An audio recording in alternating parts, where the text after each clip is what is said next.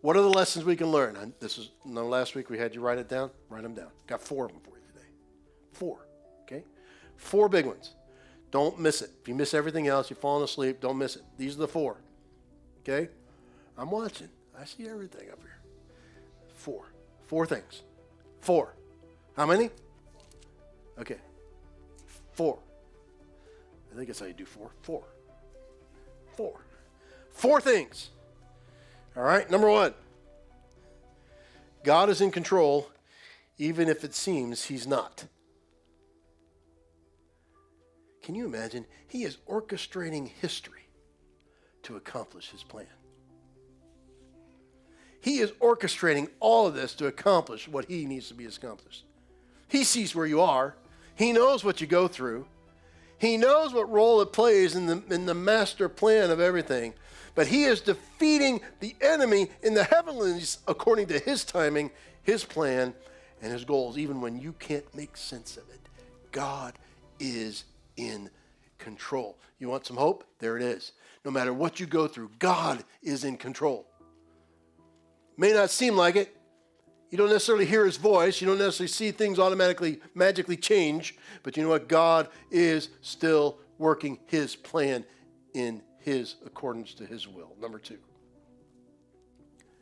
Resolve your allegiance to him. Resolve your allegiance to him. How do you do that? You remember who you are. Remember?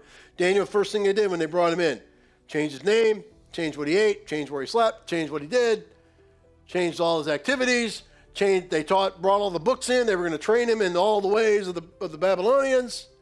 They tried to change him. Remember who you are. Daniel didn't forget who he was. Daniel didn't forget what he ate, why he ate it. Daniel didn't forget his name.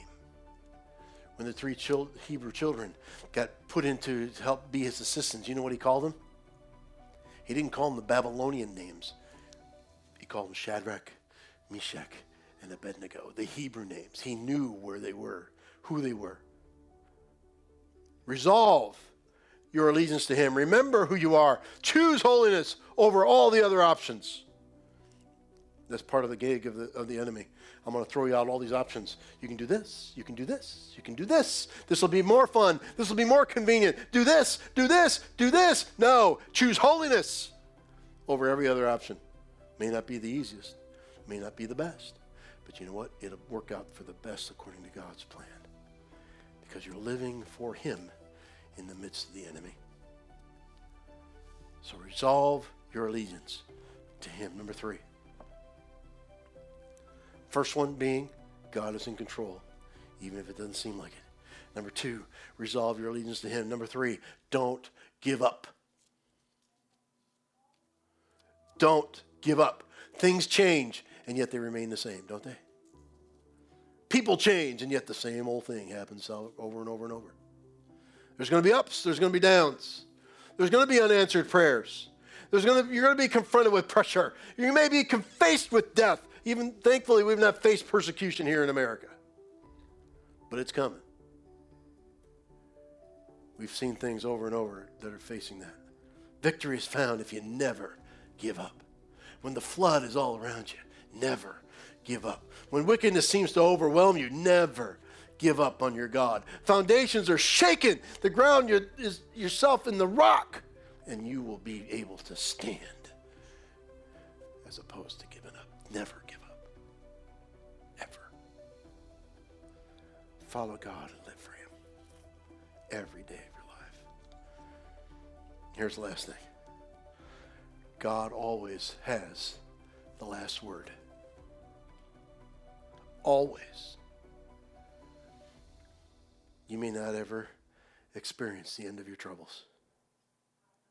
I wish I could tell you differently. I wish I could stand here and say, I see the light at the end of the tunnel. You're going to come through. And I can tell you that, and by God's grace, you're going to make it through, but you may never see the end of your troubles.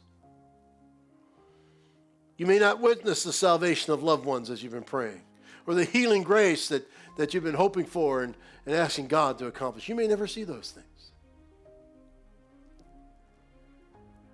And yet God says you win. God says the battle has already been won for you. He always has the last words. He told Daniel, and I believe it's an exhortation to all of us, you will rest. Meaning you're going to cease from your labor. It's coming.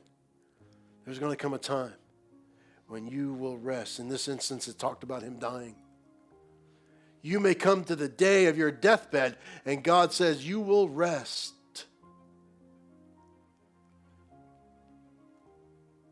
But he also says, at the end of days, you will rise. You will rise. And you know what you're going to get at that time? You're going to receive the victory.